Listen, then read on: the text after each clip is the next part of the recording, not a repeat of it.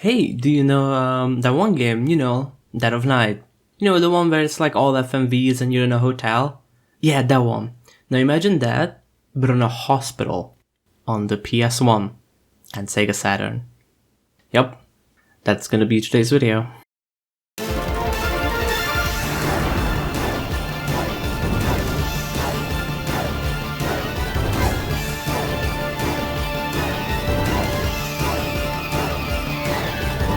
I played this game for Halloween. Originally, I wanted to do it for the side channel after just randomly stumbling upon it, but I don't think it would have suited it that well.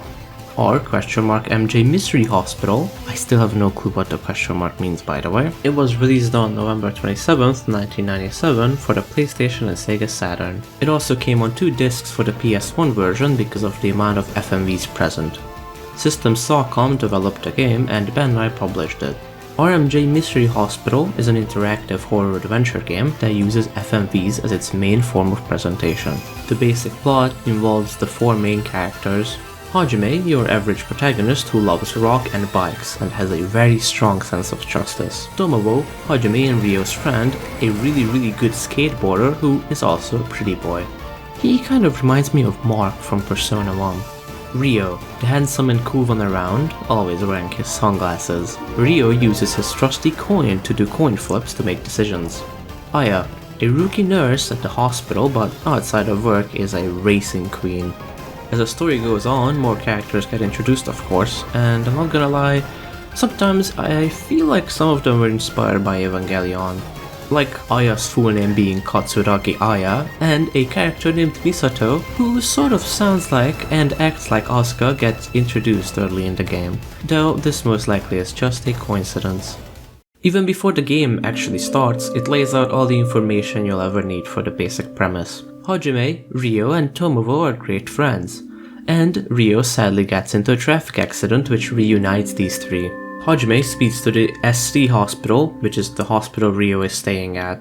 Aya the nurse says that Ryo is totally okay and everyone is overjoyed, and they have met yet again. Suddenly, shaking can be felt from the ground, and the hospital starts exploding. The 4 of them start running away, but heavy shutters start dropping down, making them safe from the explosives and fire, but ultimately trapping them inside with no exits. A woman named Misato, who I just mentioned, is also here. What secrets could she be holding? A mysterious man watches them as well. What could he be doing? And is anyone else other than us alive in this hospital? It is now up to us to escape from this mystery hospital. I personally think that the opening I used for this video, which also appears after the info dump, does a way better job through show don't tell. And after everything, you're dumped into this cutscene.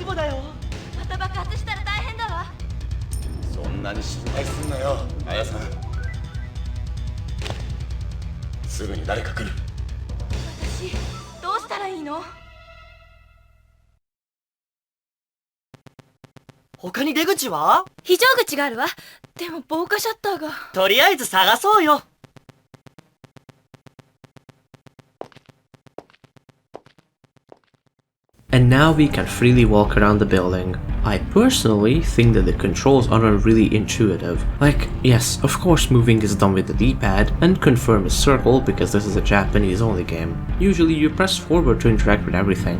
One button I didn't know the function of for a while was X, which is your quote-unquote senses button, and that you should press it when someone mentions that they hear or smell something. Sometimes I just spammed X because it actually did something other than any other button at the start, yet nothing ever happened other than the character saying the 2 to 3 pre-recorded lines for each section. Though, of course, after the first 2 times of me using it, I understood when to use it.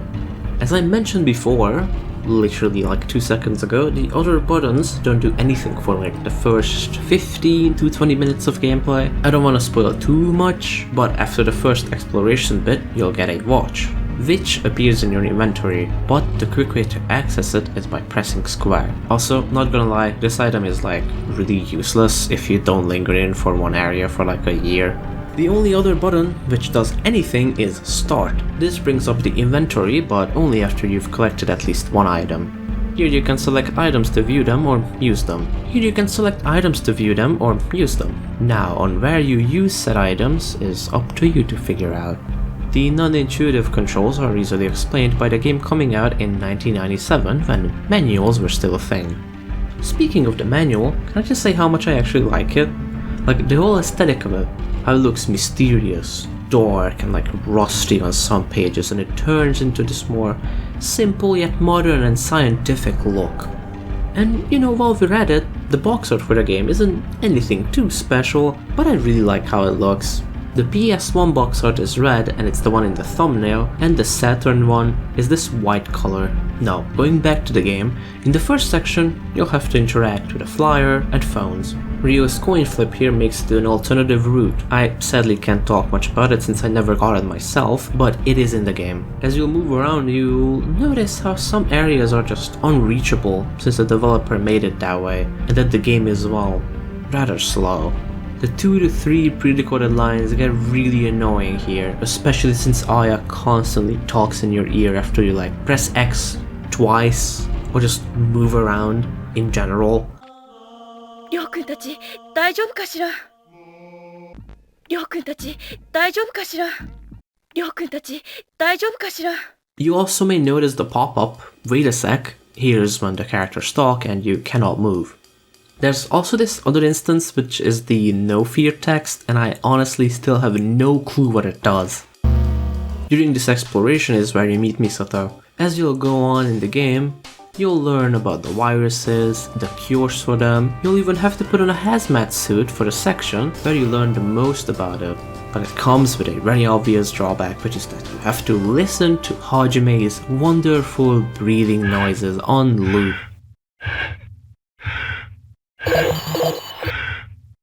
At the end of this section you'll find a computer. The left side has the virus info, but on the right you'll see this icon with a kiss on it. After you open it, you'll see a bunch of icons. 4 things can show up. You either get this screen saying jamming, it does nothing. Then there's this close screen which also does nothing.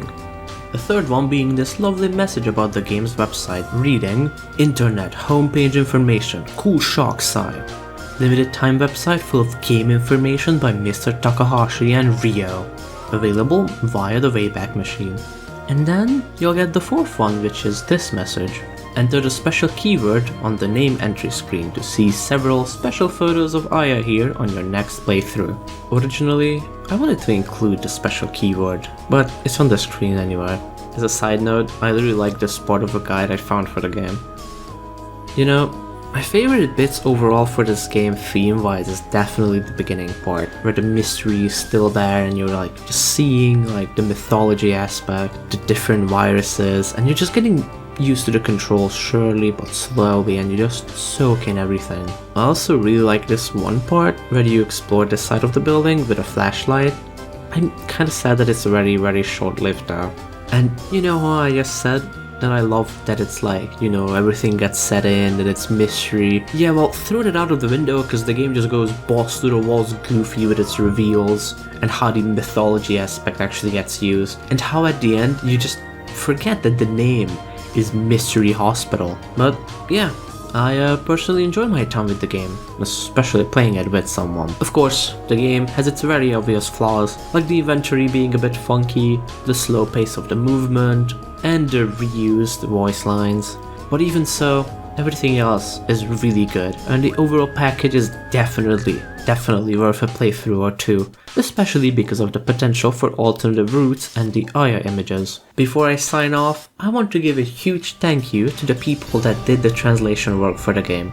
Thank you, Asper Knight, Snowy Area, Cargodin, and Blame the Robots. The work you four did is awesome, and without you all, I couldn't have experienced this fun and janky game. Well, you've arrived at the end of the video now.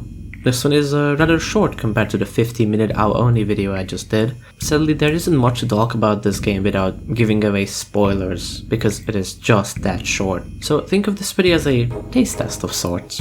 A fan translation will be in the description. Sadly, I can't provide any download links for the game itself because that is illegal as hell. Thank you everyone for watching this video. And dear viewer, if there's anything you'd like to add or potentially want me to cover, please let me know by writing a comment or DMing me on Twitter. You can access it through my link tree in the description. With that, if your viewing experience was enjoyable, please leave a like on the video and subscribe if you want to see more of me in the future. Have a nice day and peace of mind.